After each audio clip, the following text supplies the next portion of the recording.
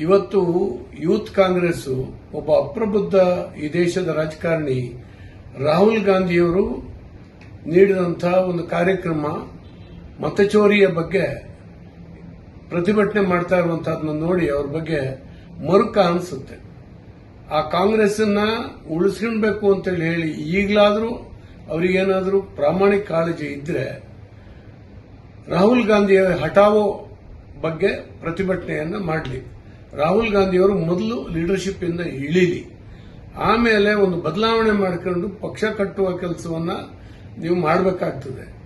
ನಿನ್ನೆ ಬಿಹಾರ ಕೊಟ್ಟಂತಹ ಚುನಾವಣೆಯ ಫಲಿತಾಂಶ ನೀವು ತಲೆ ತಗ್ಗಿಸಬೇಕು, ನೀವು ಕ್ಷಮೆ ಕೇಳಬೇಕು. ನೀವು ಎಲ್ಲಿದ್ರಿ ಬಿಹಾರದಲ್ಲಿ, ಏನ್ ಮಾಡಿದ್ರಿ? ರಾಹುಲ್ ಗಾಂಧಿ ಹೋಗಿ ಕೆರೆ ಹಾರಿ ಈಜು ಹೊಡೆದು ಮೀನುಗಾರರ ಪರ ನಾನು ಇದ್ದೀನಿ ಅಂತ ತೋರಿಸ್ತಾರೆ. ಇಂಥ ಚಿಲ್ಲರ ರಾಜಕಾರಣ ಮಾಡುವಂತ ಒಬ್ಬ ಅಖಿಲ ಭಾರತ ಮಟ್ಟದ ನಾಯಕನನ್ನ ನೀವು ಇಟ್ಕೊಂಡು ಎಷ್ಟು ದೂರ ಹೋಗ್ತೀರಿ ಅಂತ ಹೇಳಿ ಯೋಚನೆ ಮಾಡಬೇಕಾಗಿದೆ. ಇವತ್ತು ವೋಟರ್ಸ್ ಲಿಸ್ಟ್ ಅನ್ನ ಸರಿಪಡಿಸ್ತೀನಿ ಅಂತ ಹೇಳಿದ್ರು ಅದಕ್ಕೆ ನೀವು ವಿರೋಧ ಉಂಟು. ವೋಟರ್ಸ್ ಲಿಸ್ಟ್ ಅಲ್ಲಿ ಸರಿ ಇಲ್ಲ ಅನ್ನುವಂಥದ್ದನ್ನ ನೀವು ಪ್ರತಿಭಟನೆ ಮಾಡ್ತಾ ಇದ್ದೀರಿ. ಏನ್ ಮಾಡಬೇಕು ಅಂತ ಹೇಳಿ ಹೊರಟಿದ್ದೀರಿ? ಈ ದೇಶದಲ್ಲಿ ಒಂದು ಅರಾಜಕತೆಯನ್ನು ಸೃಷ್ಟಿ ಮಾಡುವಂತ ನಿಮ್ಮ ಹುಚ್ಚುತನವನ್ನ ಕೈ ಬಿಡದೆ ಹೋದ್ರೆ ಜನ ನಿಮ್ಮನ್ನು ಗುಡಿಸಿ ಅರಬ್ಬಿ ಸಮುದ್ರಕ್ಕೆ ಎಸೀತಾರೆ.